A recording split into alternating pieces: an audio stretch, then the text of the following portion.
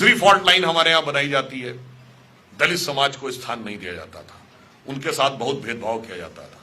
मैं पूरी विनम्रता से पूछना चाहता हूं, भारतीय संस्कृति के दो सबसे बड़े महाकाव्य रामायण और महाभारत, दोनों के रचयिता कौन? महर्षि वाल्मीकि। आज की परिभाषा के अनुसार जो वाल्मीकि समाज है वो किस कैटेगरी में आता है? दलित। महर्षि वेदव्यास कौन? आज की परिभाषा के अनुसार कौन? सहज ही समझा जा सकता है। और अगर यह सत्य था तो संत दादू, संत नामदेव, संत रैदास, संत कबीर, दक्षिण भारत के संत थिरुवल्लुवर, ये सब उस वर्ग में पैदा होकर सम्मानित संत हुए। रानी झलकारी बाई, ऊदा देवी पासी, राजा बिजली पासी राजा भी हुए। और यथार्थ कई बार हम लोगों से ऐसा घुमा के छुपा दिया जाता था कि कई बार हम समझ ही नहीं पाते थे कि इसमें फैक्ट क्या। जैसे हम और आप सब ने सुना होगा जब गुड़गांव का नाम गुरुग्राम किया गया तो बहुत से रैशनलिस्ट खड़े हो गए, ये द्रोणाचार्य के नाम पे गुरुग्राम क्यों करना, इन्होंने तो एकलव्य का अंगूठा कटवाया था और एकलव्य तो दलित था, उसके साथ बहुत बड़ा अत्याचार किया गया था। कहीं ना कहीं हम सबके भी दिमाग में ये बात है, ईमानदारी से अगर हम कहें, हमारे पास उसका कोई रैशनल उत्तर नहीं है। आप लोगों को भी ऐसा लगता होगा ना। और उसका कारण जानते क्या है? महाभारत में एकलव्य का उल्लेख कहां है? आप लोगों में से कितने लोगों ने पढ़ा है?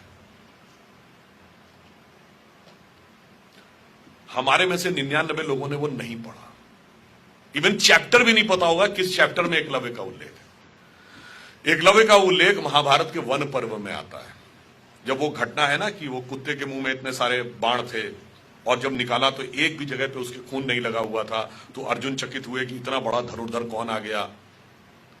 तो वो एकलव्य प्रकट होता है और द्रोणाचार्य उससे पूछते हैं तुम्हारा गुरु कौन है? तो वो कहते हैं आप ही है मेरे गुरु। उन्होंने कहा मैंने तो तुम्हें देखा नहीं, मैंने तो कभी जाना नहीं, तुम गुरु कैसे हो गए? एकलव्य तुम अपना, वो पूछते हैं बालक तुम अपना परिचय दो।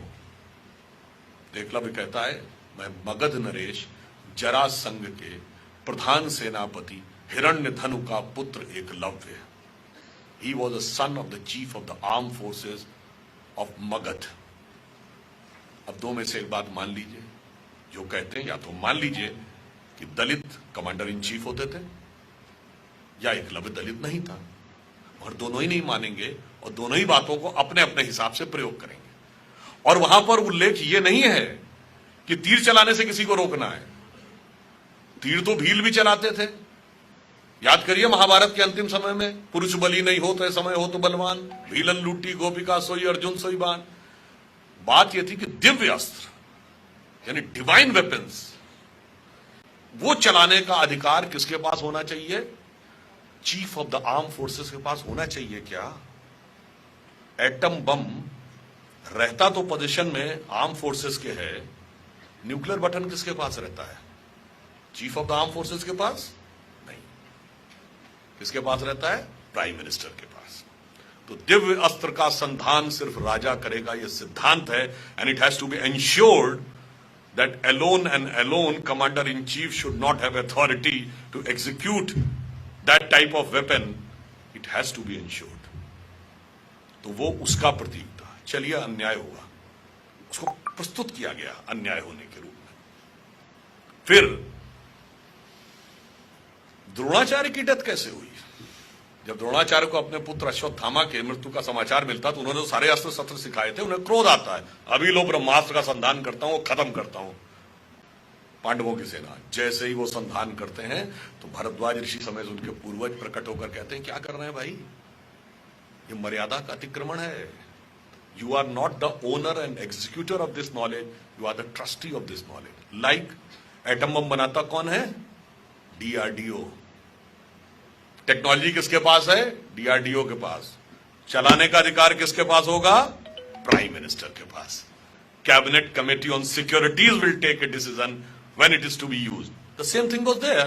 Dronacharya was DRDO, Eklavya was chief of the arm forces, but it has to be ensured that the nuclear button should always remain with the king. अब द्रोणाचार्य को लगता है कि अब अगर मैंने संधान नहीं किया तो पुत्र के मृत्यु का बदला नहीं ले सकता, और किया तो मर्यादा का हनन होता है। तो वो मर्यादा का हनन नहीं करते हैं, निराश होकर सारे अस्त्र शस्त्र छोड़कर जमीन पर बैठ जाते हैं और उनका सर काट दिया जाता है। So the fundamental principle is कि दिव्य अस्त्रों का संधान सिर्फ हेड ऑफ द स्टेट करेगा। इसके अनुपालन के लिए यदि एकलव्य का अंगूठा कटा तो उसी के अनुपालन के लिए द्रोणाचार्य का सर कटा।